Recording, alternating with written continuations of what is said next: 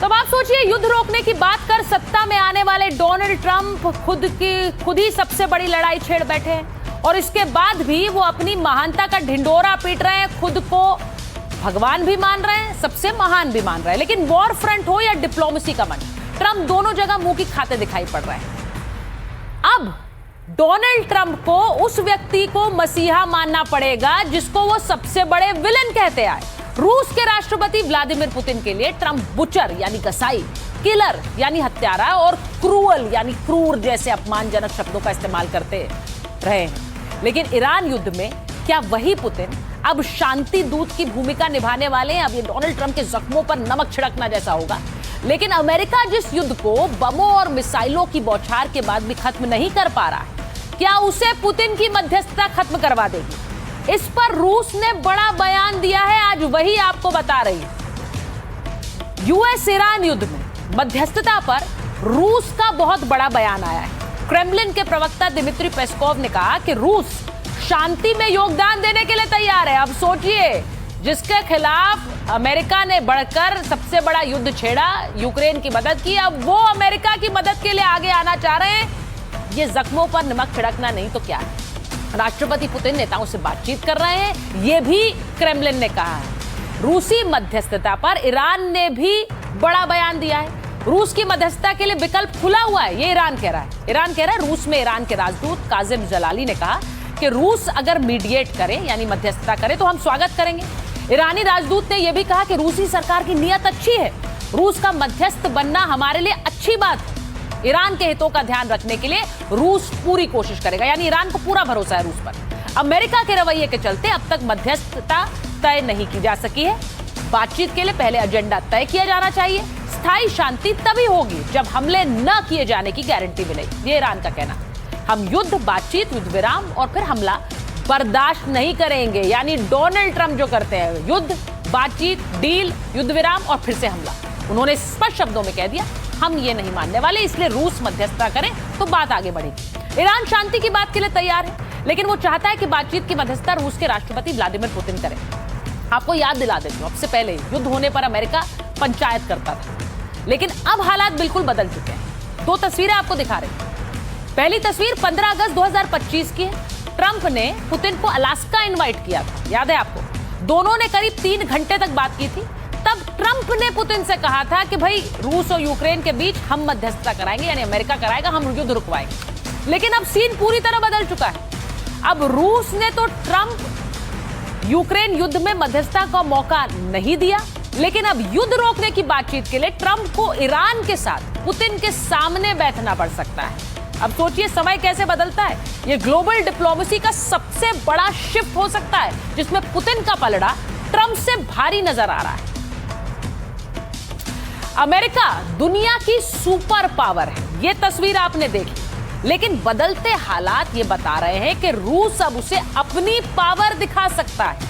रूस ये कोशिश लंबे समय से कर रहा था, कामयाब नहीं हो रहा था, लेकिन लग रहा है कि उसकी हसरत जल्द ही पूरी हो जाएगी। और इसी के साथ सवाल उठ रहा है कि जो नाटो रूस से लड़ाई में यूक्रेन की मदद कर रहा है, क्या वही नाटो जब पुतिन की शरण में चला जाएगा? क्योंकि ट्रंप तो नाटो से हाथ खींच रहे हैं और नाटो बिखराव की कगार पर है, तो क्या पुतिन की शरण में होगा पूरा का पूरा यूरोप? अब ट्रंप क्या कह रहे हैं? ट्रंप कह रहे हैं कि अमेरिका अलायंस से निकलने की सोच रहा है। उन्होंने कई बार नाटो को कागजी शेर कह दिया, पेपर लाए। ट्रंप ईरान के खिलाफ युद्ध में नाटो की मदद न मिलने से नाराज है। ट्रंप ने कहा कि हॉर्मुज खुलवाने में नाटो के देश मदद नहीं कर रहे हैं। ट्रंप ने नाटो के सहयोगियों को कायर कह दिया। नाटो के देशों को ट्रंप कागजी शेर का भी नाम दे चुके हैं। अमेरिका कह रहा है कि नाटो के देशों ने उसे अपने बेस नहीं दिए, यानी युद्ध में हमारी मदद नहीं की है। ट्रंप ने यह भी कहा कि हम जिनके लिए लड़ते हैं वो हमारे लिए नहीं लड़ते हैं। ये यूरोप के देशों को संदेश था, क्योंकि आपने देखा कि बहुत से देशों ने कहा कि हम मिलिट्री जहाजों को अपने ऊपर से एयर स्पेस नहीं देंगे, हम इनका बेस नहीं देंगे अपने देश में। ट्रंप ने अब अपने ताजा बयान में कहा कि अमेरिका नाटो की मदद नहीं करेगा।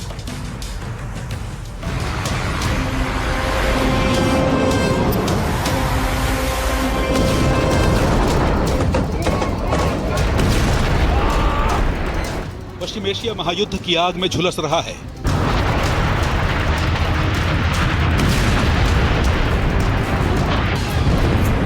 मिसाइलें बरस रही हैं, बम और गोले दागे जा रहे हैं, और इन सब के बीच दुनिया के सबसे बड़े सैन्य संगठन नाटो की धज्जियां उड़ती दिखाई दे रही हैं। डोनाल्ड ट्रंप की बातों से लग रहा है कि जिसे वो अपना कवच समझ रहे थे, उसी ने पीठ में छुरा घोंप दिया। मिशन ईरान पर निकले ट्रंप को उम्मीद थी कि नाटो के शेर दहाड़ेंगे, लेकिन हुआ क्या? स्पेन ने अपना आसमान बंद कर दिया। जर्मनी ने कह दिया ये हमारी जंग नहीं, और इटली ने तो अमेरिकी विमानों को उतरने तक की जगह नहीं दी। दोस्तों के इस रवैये से व्हाइट हाउस हिला जरूर, लेकिन हिसाब बराबर करने का मूड बना चुके ट्रंप ने अपने ही साथियों पर सर्जिकल स्ट्राइक कर दी। NATO won't be there if we ever have the big one. You know what I mean by the big one. We ever have the big one. Hopefully we won't. Relationships very good with the big one. Better than with NATO. Iran से लड़ रहे America ने अब NATO के खिलाफ are पार की लड़ाई छेड़ दी है। ट्रंप का संदेश साफ है, अगर आप हमारे लिए नहीं तो हम आपके साथ क्यों?